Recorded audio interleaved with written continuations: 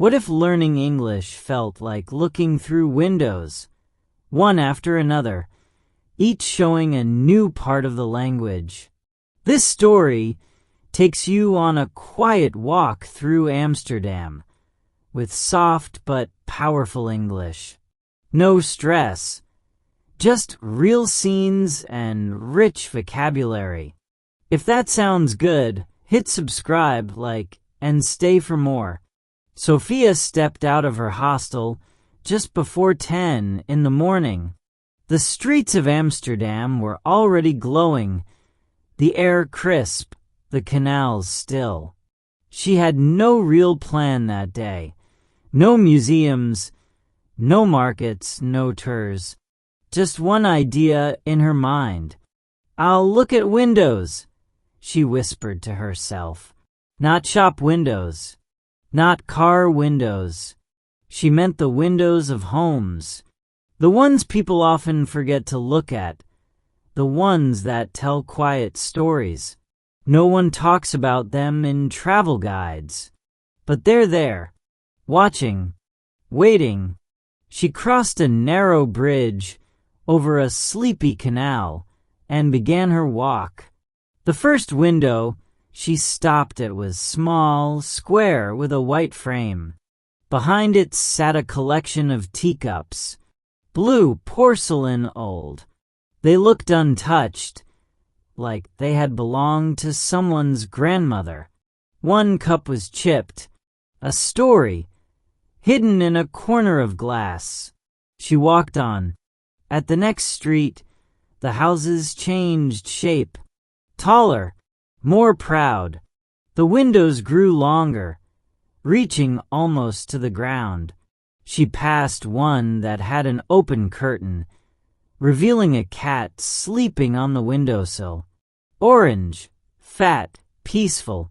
It looked up at her, blinked slowly, then closed its eyes again. She smiled. Window by window, she started to guess who lived inside. A child's drawing taped to the glass? A family, probably. Shoes near the front mat? Maybe a teacher. A stack of books beside a candle? Someone quiet. A small guitar leaning on a chair? Maybe an artist or someone in love. Sophia didn't need to know for sure. It was enough to wonder. After an hour, she found herself near a canal she didn't know. No tourists, just bikes and bricks and water. She sat on a bench facing a row of tall, old houses, each one with different windows. One had lace curtains. One had none at all. Another had tiny plants growing in little jars, catching light. She watched the sunlight move slowly across the glass. Reflections danced, birds flying by, boats moving under bridges, clouds changing shape. The windows didn't move, but they told the time better than any clock. No one else seemed to notice. She got up and kept walking, turning down a quiet lane with red bricks and silence. A man rode by on a bicycle with a child in the front seat. The child pointed at something above. Sophia followed the direction and saw it. On the third floor, an old woman watering flowers behind a dusty window. Her movements were slow, gentle. Sophia stood still. The woman never looked down, never saw her. But for a moment, they were in the same moment, connected by the act of seeing and being seen.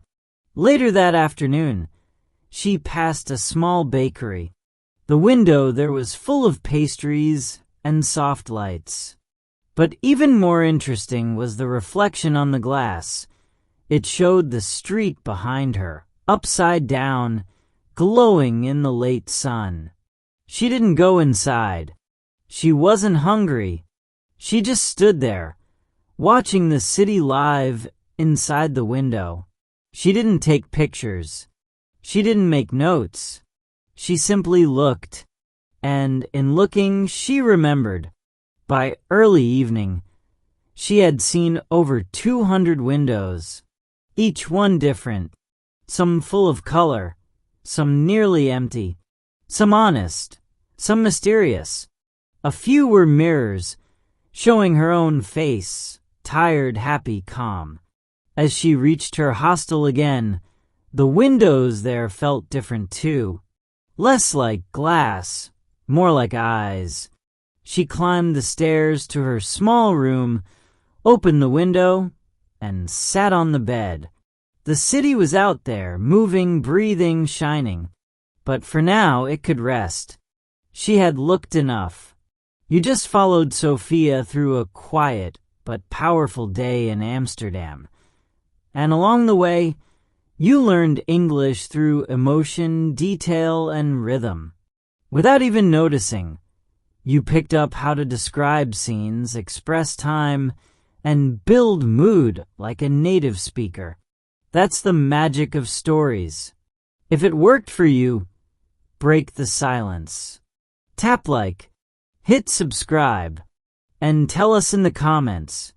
Have you ever noticed something small, like a window, that changed your whole day? We drop one new story every single day. Tomorrow's walk might just be yours.